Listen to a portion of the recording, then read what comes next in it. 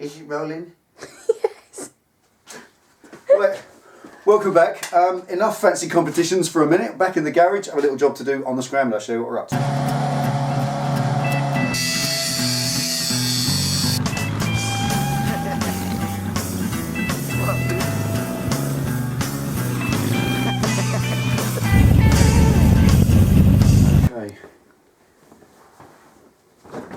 Big old fat blanket, protect the tank, because today we're going to play with the forks. Now,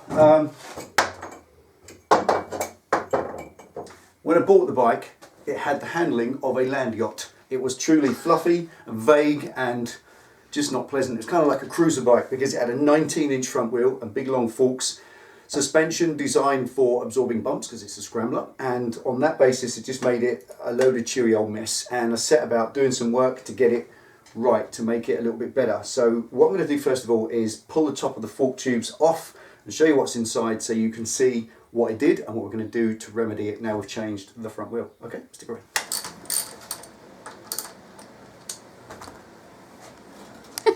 For your next act? Yeah, trapeze artist.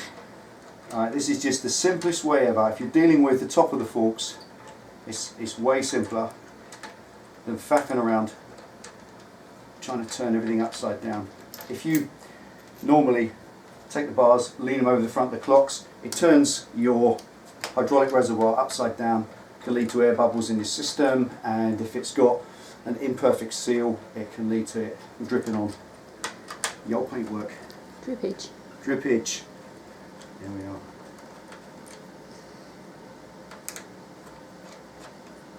And we should lift away quite nicely. Right, store those out of the way. There you go. Look at that. Ta-da. Right, so all I need is, for this job, access to the top here. So that's all that's doing, is just holding it up out of the way. On the roof, on a skyhook actually. Right, 22 mil.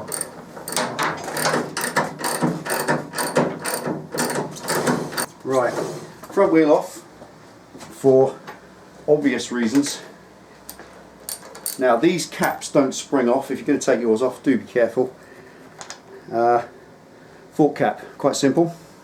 Now just a quick look-see down inside here. Those of you who've taken your forks apart a million times, come from the side there to see the height there, will know that normally you get about that much fork spring poking out the top of your fork leg, and then you put the cap on top, and then you have to force that in order to screw it in. As you can see, that sits down inside there by about an inch and a bit, probably about 30 mil, and there's a reason for that. I'll show you.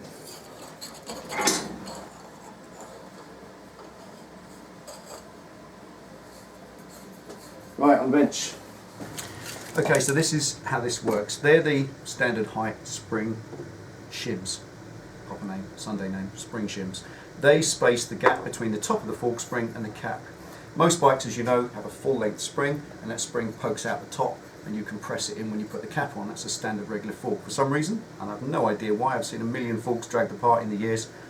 Never seen that before. But there it is. It's a fantastic thing because you just cut an inch off, which I did here.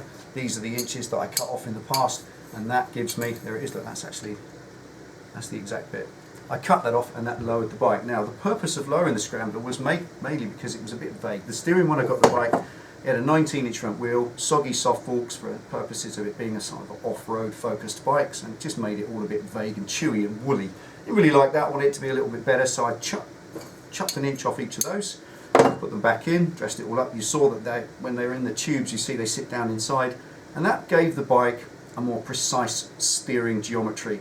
It's basically, when you lower the forks slightly, you rotate the bike forward, and that process stands the forks up very slightly. We're only talking of a degree, and 1 inch drop stands them up by about 3/4 to maybe 1 full degree, and that it makes the steering more aggressive. If you don't know anything about this, quite simply standing the forks up makes the bike drop into corners a little bit better, a little bit more aggressively. Now that 1 inch on a bike that was already woolly and fluffy and chewy and a little bit vague in the steering, it was fantastic. It made it accurate and precise and much nicer to ride, and I was very happy with that, no problem. But recently, as you know, we went and put the DID rims on, and they are now far better. They're a lot more accurate and precise. They're in their own right, if I just fitted the wheel on the original fork, that would have done the job, because it is an inch lower. 19 inch to 17, you get an inch above and an inch below, so that inch at the bottom drops the forks, it drops the front of the bike an inch, makes it steer a lot more precisely. But remember, I'd already cut an inch off, so now I'm 2 inches lower on the front end,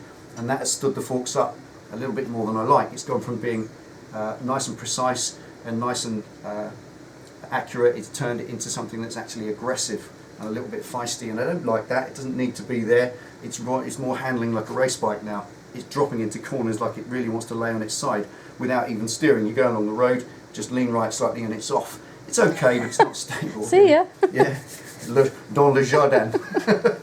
Twigs. But it's mostly a road bike. I don't go off road on it, so it doesn't need all that soft suspension. So what you would normally do, weld that back on. It's simple, isn't it? Weld that back on, return the forks to their normal height, and just leave the 1 inch that the wheel gives me to give me that nice, precise, accurate handling that I enjoyed. And that will return things to normal, but with a nice 17-inch front wheel. And that's what the plan is today. So rather than weld that back on, which would be a crap way to do it, to be honest, you just go and buy a piece of tubing. And they're not expensive at you all. can go to, are I'm they? sure if you went to Triumph Well, for another one of them, come on now, you know what these main dealers yeah. are like, that would cost quite a bit. You probably pay about £10 for that. I went to a stockholder across the road from where I work who do fabrication and make railings and so on. I said, "You've got a couple of bits of tubing about 250mm long?" "Yeah." He said, "How much do you want?" So I said, "Oh, 2 bits like that." He went, "No problem," buzzed it off on the jigsaw and gave him a £5. Happy days. Job done. Now it is thicker, as you can see. This is 3mm wall, that's 1mm wall, but it really doesn't make any difference because the weight difference in them, it's negligible, it really isn't. Now, what you might notice as well, that's the standard height there, and these are longer by 20mm. I've ordered these specifically 255mm. They should be 235, so the 20mm extra is preload. I'm looking to preload the forks a little bit. Once that sits regularly top of the fork, you saw that, it sits down inside the fork leg. So bringing that back to 235 will put that back flush with the top of the fork leg as it was in factory standard, and that's fine. And that means when you put the cap on, there's practically no preload in the fork spring at all. It's practically relaxed when you drop it off when you lift the wheel up. But this is going to give me 20mm poking out the top, like a regular fork spring. We've all seen regular fork springs. You take the cap off, you get about 2 feet, 2 inches. Wang. What bike you got? Moldol grass. You've got basically 2 inches of fork spring normally pokes out the top, and you have to force that in to do the spring up. Well, that's what's going to happen. This should poke out the top by about that much, and then I force that down, preloading the front end. I'm hoping this is going to give me a little bit of fork preload on the front, a little bit stiffer, because it's always been soggy.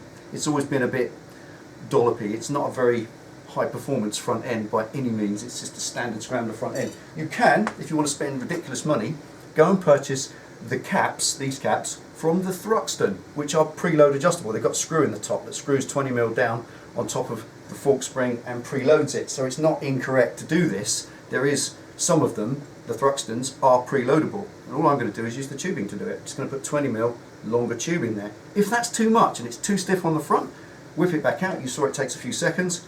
Get a disc and lock 5mm off it, or 8mm, whatever I think is relevant, just increments, you know, and then keep trying it until it's perfect. You can always take it off, but you can't add it back on, so just cut a little bit off each time. For now, they're going in full length, so it's a case of just clean them up, get all the burrs off them, and then put them in, feed them on down, do them up, and see what they feel like. Nice glasses you got there. Very fetching, Nathan. So old-fashioned. They don't look as crap as a piece of metal in your eye, I know, do they? That looks even more crap. Eye patches are not very cool, are they?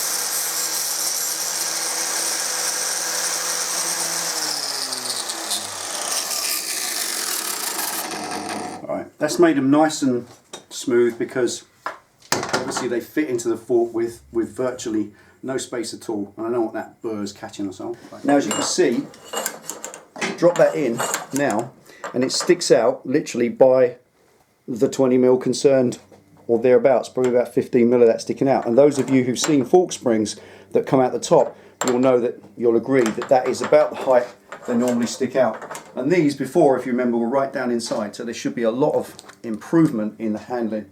Now, easiest way in the world to fit these on, obviously that's not how you're going to do it, because you'll get it halfway in, that will ping out and that will embed itself in your forehead, which is pretty nasty. So for safety's sake, what I tend to do is put the socket on it in a doing up direction so everything's ready, pop it on, stay well to one side,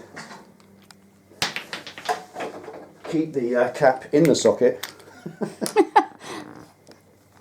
just get it down on top there so you've got room to start turning it.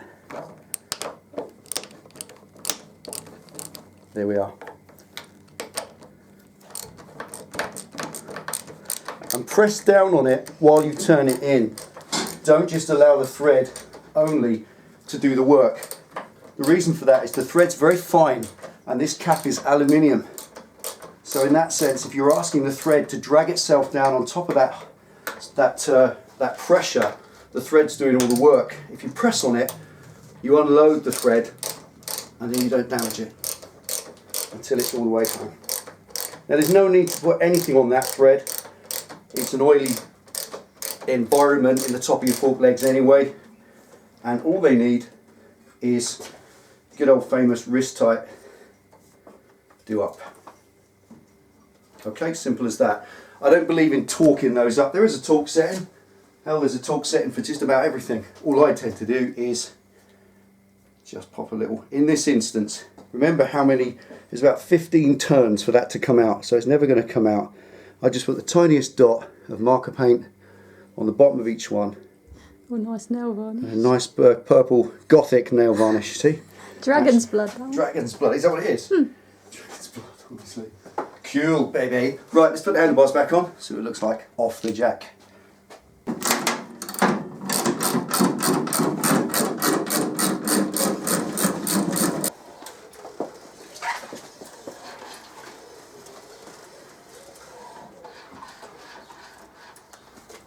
Right, there you go. Thanks for watching that. It's really straightforward stuff. You can do it yourself. Sticking a bit of tubing in the top of your forks goes back to the beginning of motorcycling, doesn't it? Just to pep them up a little bit, especially when your fork springs get saggy and old, like all things in life. Hey, babe.